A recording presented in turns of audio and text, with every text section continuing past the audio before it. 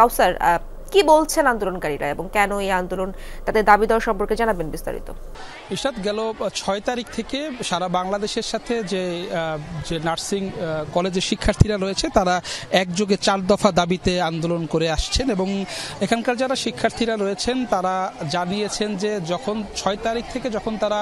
আন্দোলন শুরু করেছেন তখনই এই নার্সিং কলেজের কতিপয় শিক্ষকরা তাদের উপরে হামলা চালিয়েছেন এবং তাদের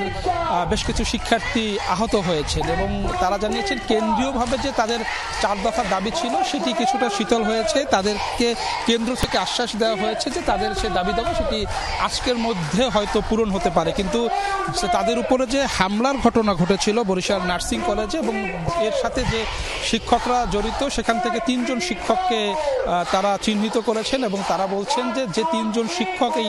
হামলার সাথে জড়িত তাদের 1 কার্য দিবসের মধ্যে এই বরিশাল নার্সিং কলেজ থেকে অপসারণ করতে হবে এবং তাদেরকে যতক্ষণ পর্যন্ত অপসারণ করা না হবে তারা এই যে তাদের শাটডাউন কর্মসূচি এতে তারা পালন করবেন। তারা ক্লাসে যাবেন না, কোনো ধরনের কর্মসূচি বা কোনো ধরনের শিক্ষা কার্যক্রমে তারা অংশ নেবেন না এবং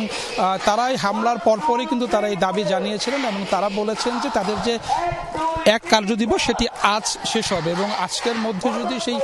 শিক্ষকদের বিরুদ্ধে ব্যবস্থা না হয় সেক্ষেত্রে তারা আগামীকাল থেকে কঠোর কর্মসূচিতে যাবেন এবং এই কর্মসূচি তাদের অব্যাহত থাকবে এবং তারা বলছেন যে 3 শিক্ষকের বিরুদ্ধেই ব্যবস্থা নিতে হবে।